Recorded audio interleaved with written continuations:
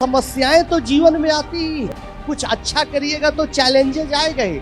आप बिना चैलेंज के कभी कुछ भी किसी को नहीं मिला है। आप सोचिएगा कि हाँ बिंद्रा जी आपको समझा दिए कि 2 पॉपकॉर्न, एक छोटा एक बड़ा, आप भी दुकान पर सजा दीजिएगा और कहिएगा कि भाई खरीद लो और बड़ा आदमी बनेंगे। नहीं, आ जाएगा गुंडा। नया नया चैलेंज आएगा, जो सीख के जाइएगा उससे अलग चैलेंज आएगा। बड़ा सोच छोटा करने का मौका ही नहीं देगा। तो जीवन चुनौतियों से भरा हुआ है, इस बात का आप हमेशा ख्याल रखिएगा। आपका दुकान है बगल में, आप बड़ा छोटा पॉपकॉर्न सजाए हुए हैं, अच्छे से काम कर रहे हैं, मेहनत से काम कर रहे हैं, मकान मालिक को लगा कि भाई तो कमा रहा है, भाई कल आप दुकान खाली करें।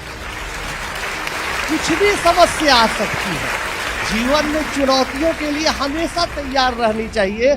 ये बात भी देखिए, हम अपनी एक्सपीरियंस को बोल रहे, कोई पॉइंट वाइज नहीं बोल रहे, कहानी के जरिए बता रहे। आप उसको समझते नोट करते जाइएगा। तो शशि चैलेंज किया कि ठीक है, 10th पास किया, गवर्नमेंट स्कूल से हमारे पास आया, रात दिन एक करके पढ़ाई किया। बाकी नहीं सर, आप अगर 5 घंटा पढ़ने के लिए कहिएगा तो मैं 10 घंटा पढ़ूंगा। अगर आप 10 घंटा करिएगा पढ़ने के लिए तो मैं सोऊंगा नहीं। हम मेहनत करेंगे सर, आप हमको सुपर 30 में रखिए, हम क्या आ जाए।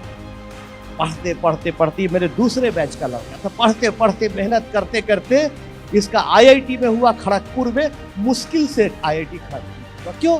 क्योंकि इसका रैंक उतना अच्छा नहीं था, इस परिवेश से आता था, उस परिस्थिति से आता था कि इसका बैकग्राउंड पढ़ाई उतनी बड़ी नहीं। लेकिन ये हो गया भाई, आईआईटी गया, वहां भी मेहनत नहीं छोड़ा। क्योंकि लाइफ में जब आप एक कदम आगे बढ़िए तो अगला उसके अगला सोचते रहिए। तो मेहनत करते रहा, इंग्लिश सीखा, प्रोजेक्ट लिखते रहा, करते करते फर्स्ट ईयर में ही इतना अच्छा मार्क्स लाया, आईआईटी खड़गपुर का सारा रिकॉर्ड तोड़ दिया और कंप्यूटर साइंस।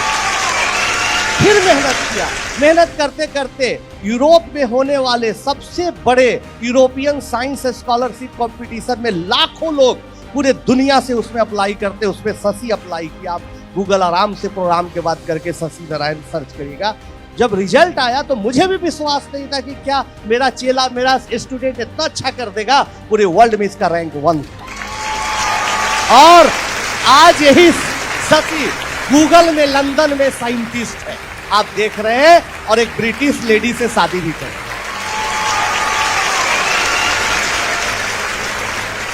मेरा भी जन्म आप फिल्म में देखे थे, बहुत गरीब घर में हुआ।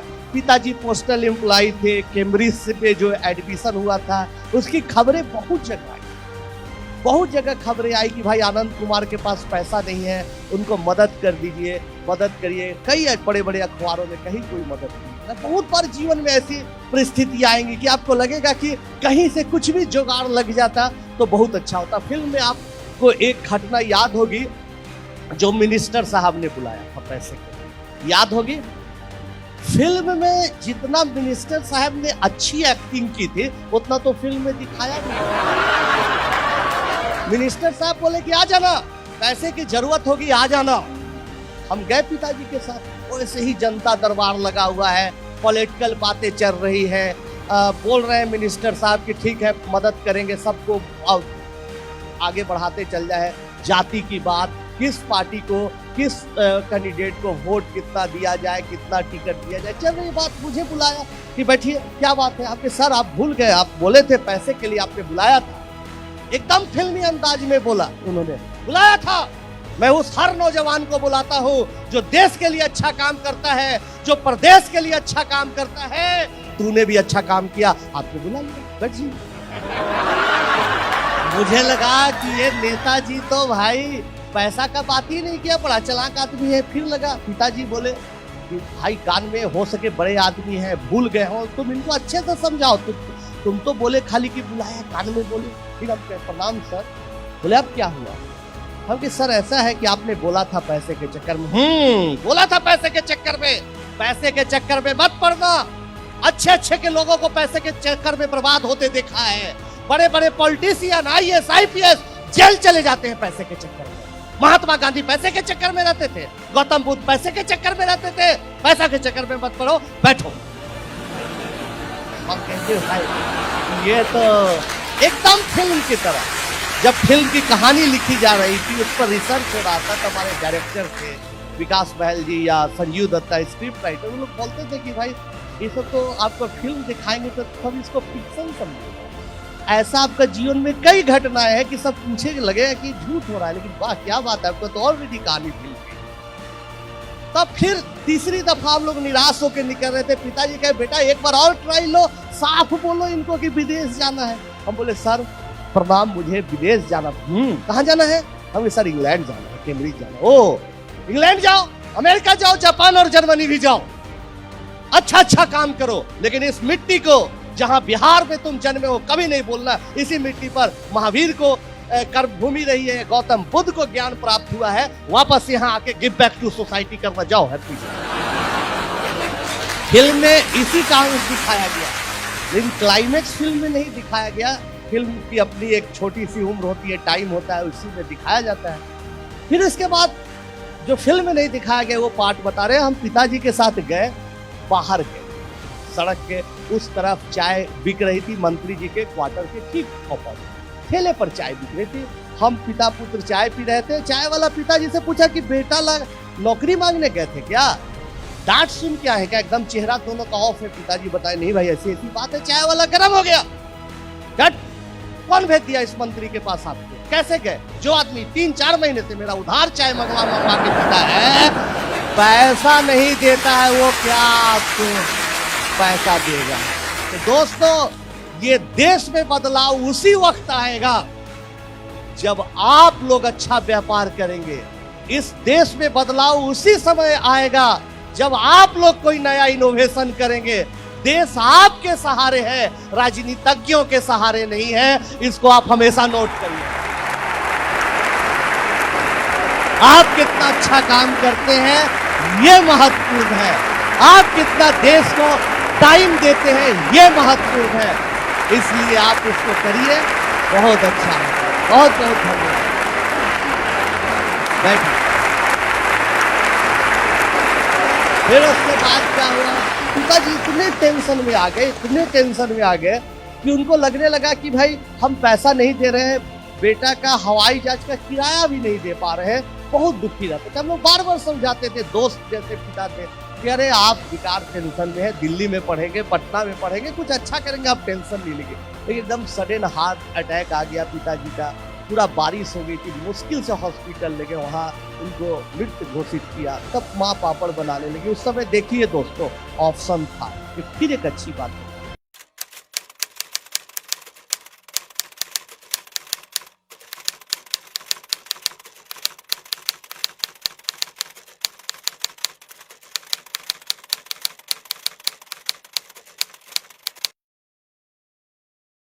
पोस्टल डिपार्टमेंट में पिताजी के जगह पर हमारी नौकरी मिल रही थी। आप लोग जानते हैं अनुकंपा के आधार पर गवर्नमेंट ऑफ इंडिया देती है नौकरी देती है। तो सब लोग कहा कि बेटा तुम पोस्ट ऑफिस में काम कर लो, कुछ लिखा पढ़ी कर का काम कर लो, चिट्ठी बांटने के नहीं, कुछ लिखा पढ़ी का काम दे देंगे और टाइम निकाल के तुम पढ़ लो। लेकिन दोस्तों हम लोगों ने डिसीजन लिया। माँ ने कहा ठीक है बेटा, जो तुम करोगे कहोगे वही हम लोग करेंगे मिलके, कि कभी भी छोटी छोटी चीजों के साथ समझौता मत करो। अगर आप छोटी छोटी चीजों के साथ समझौता कर लेते तो आज पोस्टल डिपार्टमेंट में एक एम्प्लॉय रहते, डाक विभाग में चिट्ठी का लेन देन कुछ करते रहते, भाई काम करते रहते। तो ही हम बता रहे हैं कि हमने सोचा नहीं अच्छा आगे करना है, पढ़ते रहना है। तब कोचिंग सेंटर में पढ़ाने का मौका मिला, वहाँ पर पैसा आने लगा। लोग बोले लगे चलो कोटा में तुमको ले जाते, वहाँ तुमको स्टार के तौर पर लॉन्च करते। क्या फिर एक लोभ आया कि लाखों करोड़ों कमा सकते हैं, बहुत कुछ अच्छा कर सकते हैं। लेकिन दोस्तों फिर वहाँ पर हमने अपने आप को कंट्रोल किया कि नहीं, जो गरीब बच्चे जो फिल्म में देखा, जो बच्चों को दिखा, वैसे बच्चों को देख के लगा कि अभी छोटी छोटी चीजों का त्याग करिए और अपने मिशन पर लगे रहिए। हमारे जैसे लाखों करोड़ों इस देश में बच्चे हैं, नौजवान हैं जो पैसे के अभाव में नहीं पढ़ रहे, उनके लिए काम करिए। तब सुपर 30 चलने लगा। मेरा भाई प्रणव है जो फिल्म में देखे थे, वो साथ देने लगा, पढ़ाई चलने लगी। माता जी आप देख रहे हैं खाना बना रही हैं, ये हमारी माता जी है, खाना बनने लगा, बच्चे पढ़ने लगे। तब आया डोनेशन का मौका। जब आपका नाम हो जाएगा, विवेक जी का आज नाम है, सब लोग आते हैं। लेकिन सोचिए विवेक जी जब शुरू किए होंगे, कोई नहीं सुनने आता होगा, कोई विश्वास नहीं करता होगा।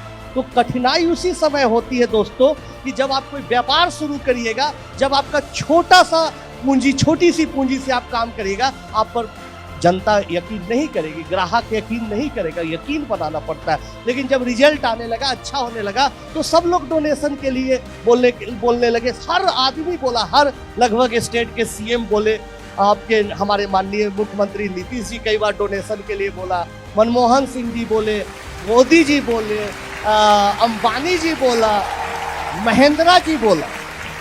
लेकिन दोस्तों फिर हमने समझौता नहीं किया। आज तक हमने 1 रुपया किसी से कोई चंदा नहीं। कहीं जाके कुछ बोलते हैं, कहीं जाके कुछ पढ़ाते हैं, 2 पैसा आता है, इसी से हमारा परिवार और सुपर 30 के 300 बच्चों का भोजन भात चलता है। 1 पैसा नहीं लिया।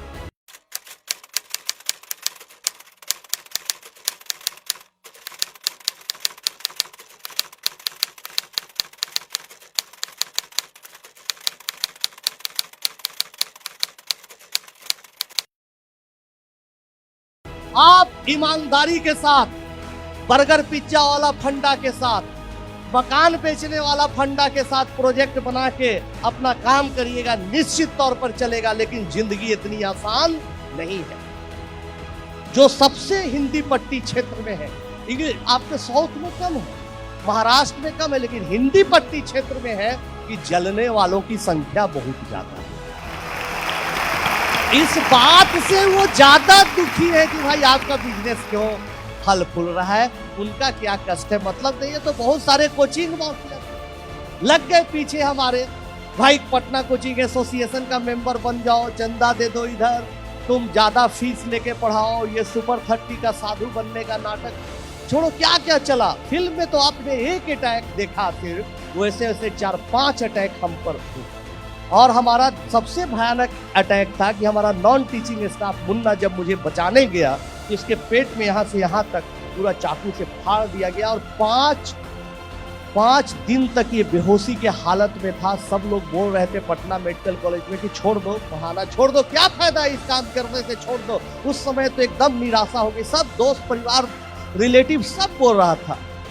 डॉक्टर ने अचानक बोले, मैं भी डर गया कि क्या करे नहीं करे, छोड़ ही दे क्या।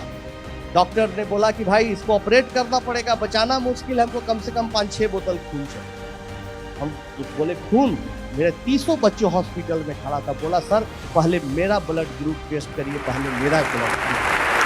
तब लगा चाहे कितनी भी कठिनाई हो, कितना भी हमला हो, लेकिन मुझे इन बच्चों के लिए ही काम करना है। तो समस्या आपके पास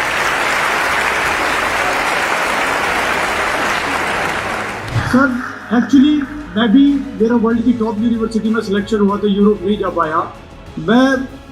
मैं भी एक कुछ कंट्रीब्यूट करना चाहता हूँ। मैं आपसे ये पूछना चाहता हूँ, इतना डिटर्मिनेशन, इतना डेडिकेशन, इतना पेशेंस कि अपनी पर्सनल हैप्पीनेस को सेक्रीफाइस करके आज पूरी दुनिया के लिए आप इतना बड़ा काम कर रहे हैं, इतना मोटिवेशन कैसे आ गया सर आपके अंदर? बहुत अच्छा सवाल है। बहुत बार हर इंसान को, आपको लगता होगा कि आजकल भी ऐसा हो सकता है कि कभी कभी मुझे भी निराशा होती है। ऐसा नहीं कि कोई आदमी, पहले तो दिमाग में आप ये रख लीजिए, कोई आदमी एकदम एब्सोल्यूट नहीं होता कि जिसको एकदम तकलीफों से लड़ ले, बहुत महान है, कोई ऐसा नहीं होता, सब नॉर्मल ही होता है। लेकिन मोटिवेशन आने का कई जगहों से आपको कारण खुद खोजना होगा। ऐसा नहीं कि कोई आपको बताएगा, या कोई, हर का अलग अलग हो सकता है। हमारे पिताजी जब गुजरे थे तो फिल्म में एक दृश्य दिखाया होगा, आपने देखा होगा कि एक कोट सिलाने गए थे हम। वो अपने कोट को छोटा करवा के इंग्लैंड जाने वक्त हमको एक कोट देने के लिए दर्जी के पास गए थे, हमारी माताजी के साथ। फिल्म में शायद आपको याद है, जब वो कोट सिला गया तो जाना था कैम्ब्रिज, कोट अलमारी में टांग दिया गया। पिताजी कह के, अच्छा बेटा जब जाना तो इसको पहन के जाना। हमने कहा कि ठीक है भाई, पहन के जाएंगे। लेकिन पिताजी की मृत्यु हो गई, कोट आज भी टंगा हुआ है। तो जब भी निराशा होती है, जब भी कुछ लगता है कि अब टूट गए, कोई रास्ता नहीं है, तो ही पिताजी द्वारा टांगा हुआ कोट को देखे थे कि पिताजी बोले थे कि जिस दिन तुम कैम्ब्रिज जाओगे, बड़ा आदमी बनोगे, ये कोट को पहन लो। तो आज भी मेरा वो दिन नहीं आया है कि कोट मैं पहन सकूं, इसलिए कभी भी आप हमको कोट में कहीं नहीं देखते होंगे, कोई फोटो में कहीं मैं नहीं जाता हूँ। और मैंने सोचा है कि जिस दिन सच में मुझे लगेगा कि सोसाइटी के लिए कुछ अच्छा काम किया और ऊपर से देख रहे हैं हमारे पिताजी बहुत खुश है, उस दिन मैं जरूर कोट पहनूंगा। कि जब भी निराशा आती है तो सोचता हूँ कि मुझे वो कोट एक दिन जरूर पहनना है, इसलिए निराश नहीं होना है, थकना नहीं है और काम करना है।